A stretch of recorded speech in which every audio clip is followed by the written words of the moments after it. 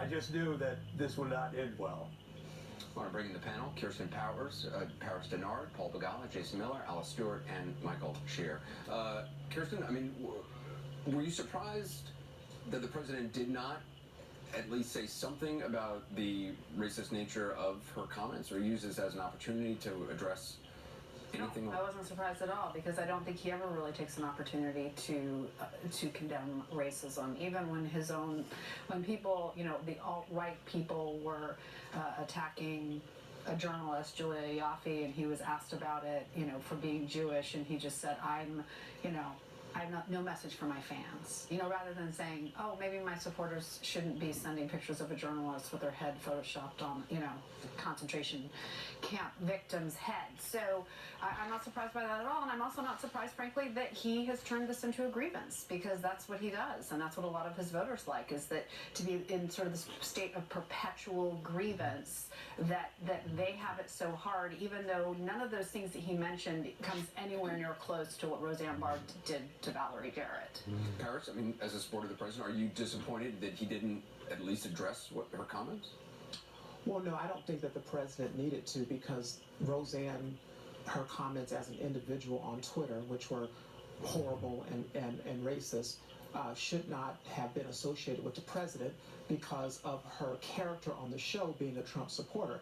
If that were the case, then we should liken Hillary Clinton and Bill Clinton and President Obama to Harvey Weinstein because of their association. So wasn't it the president who wrapped himself in with Roseanne Barr? Because of her show and the character on the show being a Trump supporter, and how the American people responded by turning out, I think, 18 million people watching the show. But he did say he called Roseanne Barr, because she's the actress, right? She's the actress on the show who portrays somebody. But I think the president's point about, to your point about the way Trump supporters and people file these grievances, the point that he made did not come close to what some other people have said that did not have the same reaction from ABC or the mainstream media or networks in response to their racist comments. You can go down the list. What Joy Behar has said, Jimmy Kimmel and his blackface, Joy Reid. Joy Behar saying something about Christians is the same as saying that Valerie Jarrett. Well, as a Christian, I was child of an ape. As a Christian, I would take offense to her. I'm a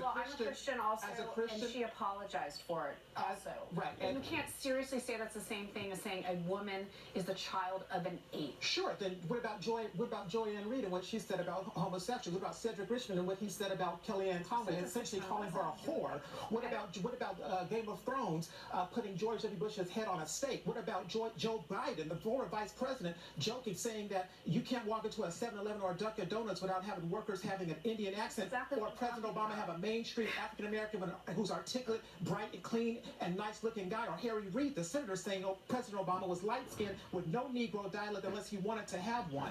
You're doing exactly what I'm talking about. It's always about the grievance of the Trump voters rather than just saying that something's wrong. It doesn't matter that these other things happen. Were those statements wrong? Was Joy Reid wrong? Yeah. Was Joe Biden wrong? Was Harry Reid wrong? What was the ramification for their actions? What are you talking about? There was nothing. Almost lost her job. No, she has her job. She was dragged through the mud, and she apologized. She has her job. Well, we've just had a tutorial in whataboutism.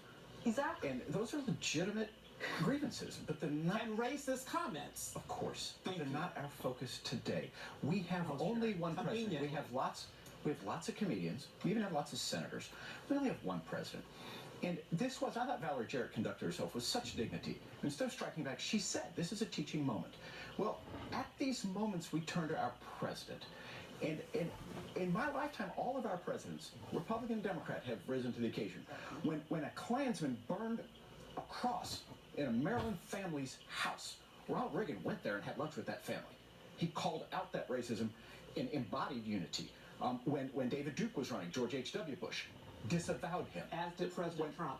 Just a second. Well, actually, he initially pretended he didn't know who David Duke was. Even though he refused to disavow. The facts are President Trump disavowed David Duke. You worked for President George W. Bush. He sure did a wonderful job. 3 days after 9/11, he went to a mosque, and he called us to love and support Muslims.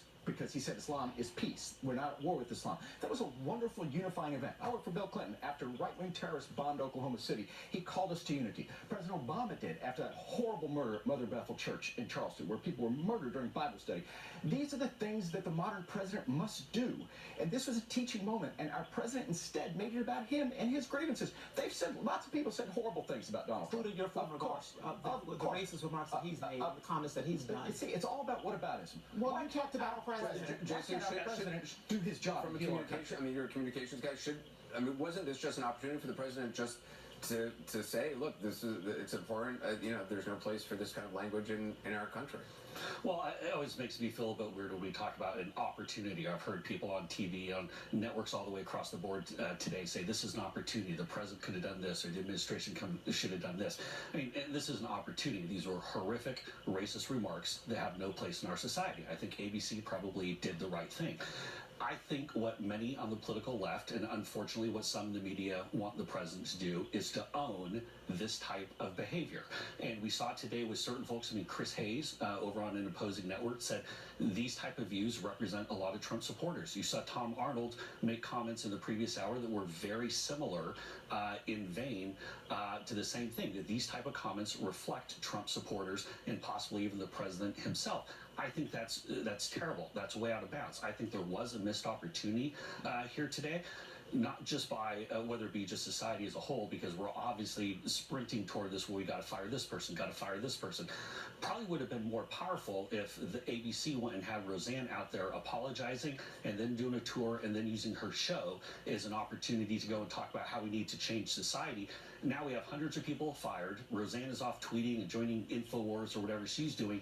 And has anything really changed? No. The problem is you have the president who does take the opportunity. When Roseanne comes out, her show is extremely successful. It finally gives middle-class Americans, the blue-collar workers, a seat at the table in Hollywood and gives us a voice that we haven't had before. And the president takes the opportunity to call her and congratulate her and wrap his arms around her at that point. Now, when she steps in it and says a horrific racist thing, he's at arm's length and he won't speak out. Look, I support the president. I support his policies, but I don't support the horrific things he has said about many people. And if he can support her show, as Paris said, he should be able to stand back and say, I don't support these things that she's saying.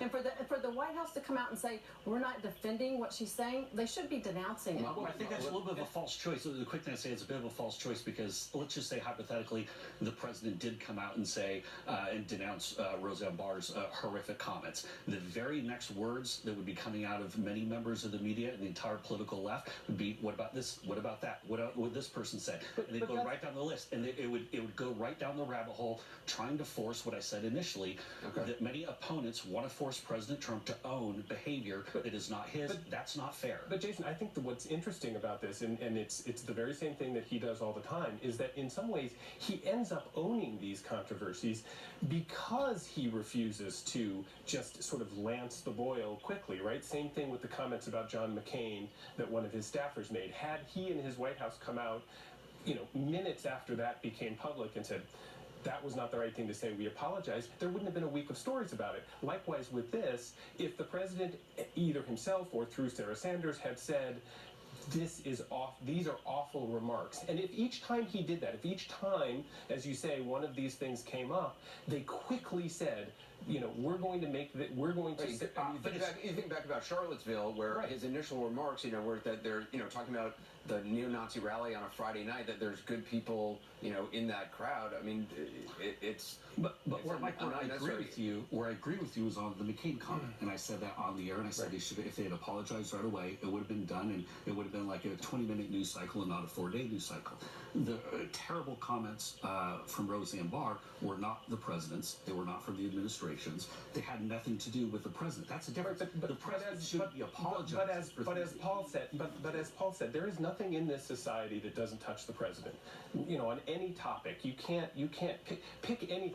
George H.W. Bush was asked about Roseanne singing the national anthem and commented on Air Force One about it. Said it was disgusting and terrible. That wasn't him. Yeah, and that's part of what you get when you take the job. You take on the sort of cultural, No, nobody was going to say that. Okay, President Bush, it's your fault. You're the one who owns Roseanne Barr. You're the one who, you're clearly in support of someone singing Jason, you're setting and up a butchering. false. You're setting up a false choice. Nobody's saying he owns it. Right. They're just saying No, that but he should condemn it. That he That should would be disown it. That would That's just what- be Here's what you're missing. The political opponents It would just be the decent are thing to trying do. to force the president to own it. That's what this is. That's No, the they're whole not. point. They're Yes, just asking they are. him to be decent. That's why did Tom Different Arnold? standard. What No, we're doing it's is not a applying different standard. yes, you're applying a different standard to President Trump than you would to any. Excuse me.